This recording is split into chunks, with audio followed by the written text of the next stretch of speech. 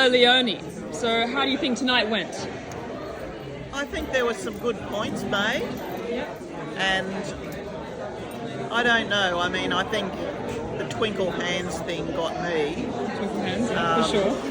But look, I can see where they don't want a lot of noise and that sort of thing.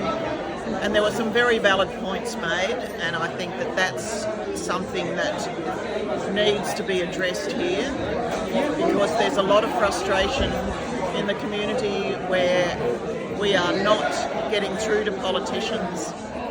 They're sitting in Sydney and making decisions for people who have been affected when they haven't been affected, and I think that really is the crux of the matter, that you feel like you have got no power and that there is so much that is not recognised about our anguish and what we've gone through.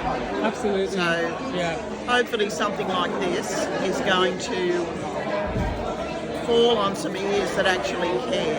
So, but I really think that you need to have people who were involved in the flood, who have got some sense about them, who aren't going to just go gung-ho to try and suit themselves, you know, like people who are empathetic and know what other people have been through.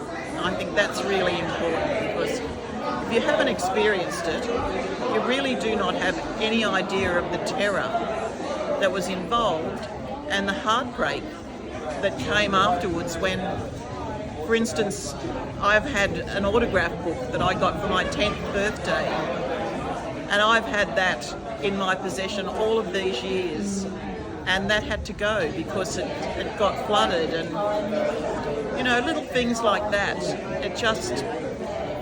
It's something major, and it does something to your psyche. And I think we shouldn't always expect the government to bail us out, but the point is, this is monumental. It's not just something like a normal flood that comes under your house.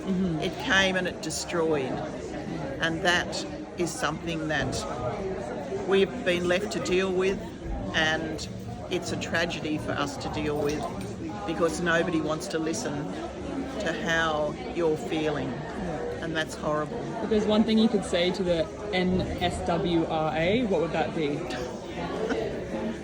Well, get your title. Oh God, I hate acronyms. Yeah, horrible. Americans are just full of them, and I skip over in books when I read that sort of stuff. Absolutely. If there was one thing I could say to them was, please come and see us personally. If we've applied to you and you've rejected us without one person coming to our door, knocking and saying, can I have a look through your house to see what you've done and what you need doing? Nobody's done that. And so how can they make any estimation of what you need? I mean, I was told that my house wasn't close enough to the river, and yet people have been given lifts, retrofits, way back down the street from me. And you just go, how have they worked this out? It just, well, as I said, pin the tail on the donkey is just about what it sums up. So that's all I've got to say, my dear. Thank you so much for your That's time. okay. Thank you for coming tonight. That's okay, it was good. Would you come